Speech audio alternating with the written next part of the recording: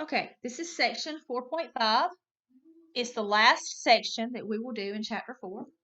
And I've already given you kind of a sneak peek in a previous problem of what we're going to do here, but we're going to deal with exponential equations.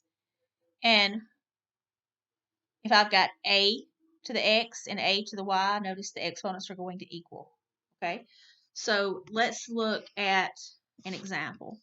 Okay, so in example 1, I have 5 to the x equals 125. So I want to find what exponent do I have to raise 5 to get 125. And make that less blurry if possible. Okay. So the way it works, and you probably just already know it, but I want to show this with an easier one so that we can apply it to the harder ones. So I leave this as 5 to the x. I rewrite 125 as 5 cubed. So that means that x must equal 3. Okay.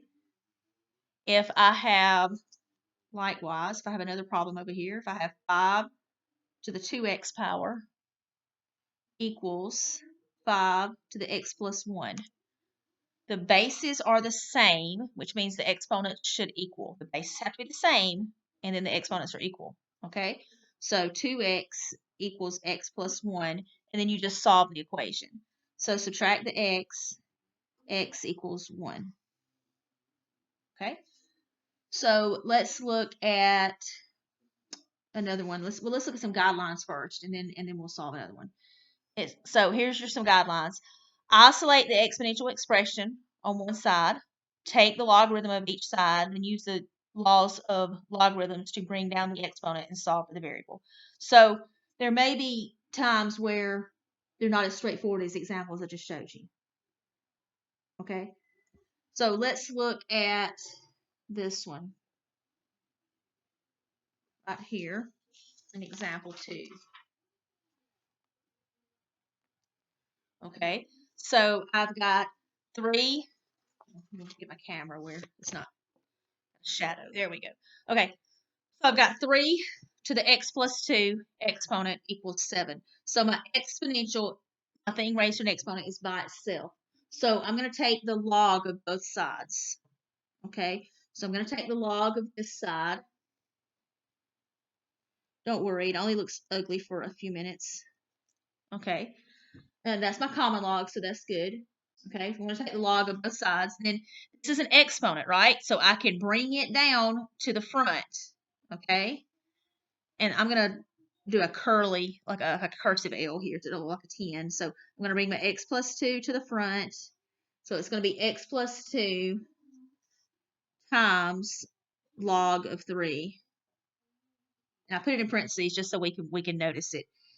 Equals log of 7. Okay. Now I want to get my x plus 2 by itself. So I'm going to divide by log of 3. So I get x plus 2 equals log 7 divided by log 3. And I've almost got x by itself. I'm doing all the manipulating before I even grab the calculator. So x is going to be log of 7 divided by log of 3, and then I'm going to subtract 2 from it.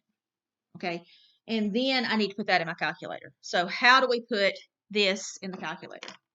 Okay, so I'm going to turn my calculator on and clear it. So I'm going to have log of 7. Okay, and then it says I'm going to divide it by log of 3. So I'm going to do divided by log of 3. You don't have to close the parenthesis. I just like to. It just, my little OCD kicks in there. Okay, and then I'm going to go ahead and press enter and get a decimal here. And then I'm going to take that answer and subtract 2. And I get this decimal. Okay, so notice I did all of my work to get x by itself before I put anything into the calculator because I don't want to round more than I have to.